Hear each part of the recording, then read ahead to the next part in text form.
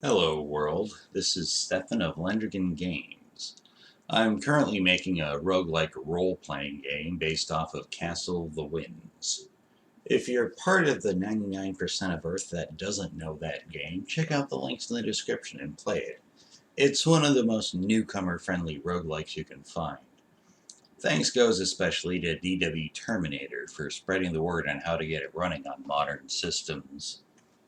Since I'm using the term roguelike, I figure that quantifying how much like Rogue it's going to be will also help describe the game.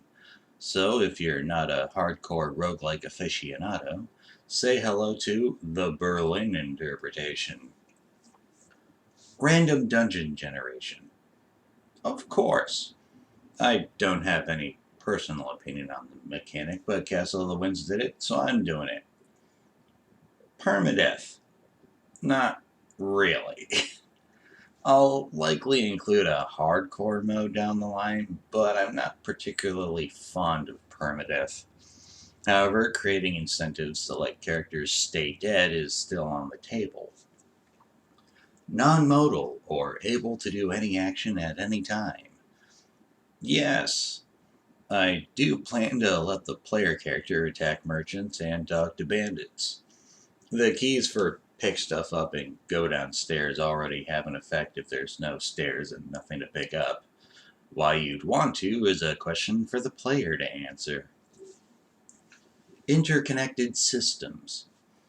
I don't know if this game will get complex enough to apply, but yes, if enough systems happen, I'll let them play themselves out.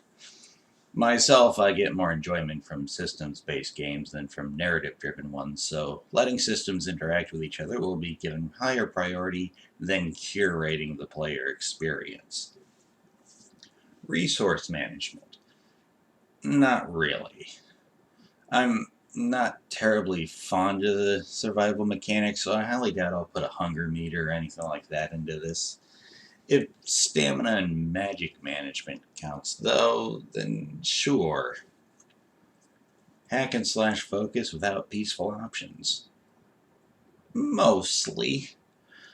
Like I said previously, hostile negotiations will be allowed in this, and that's because I do plan to put role-playing in here as well. That said, talking down bandits will be one option, and obliterating them and taking their stuff will be another option. Identities unclear until identification process. Sure, why not? I don't have an opinion on it, but Castle of the Winds did it, and I'm following suit. The rest of these are minor attributes, but hey, they'll help describe the game a little more. Controlling only one character each run. Sure, why not? Enemies have player-like behaviors and abilities. Most likely. Some monsters will have physiological abilities that the player likely won't get, such as Dragon's Breath, but I'm planning to create a large pool of abilities from which everything gets something. Tactical challenge. That's likely going to happen by itself. Anyone who doesn't take advantage of choke points in a group fight is an idiot. ASCII characters on a tile map. I'll give you 3 guesses for each of those qualifiers. Exploring dungeons. Of course. Presents status of player in game through on-screen numbers. Sure, why not?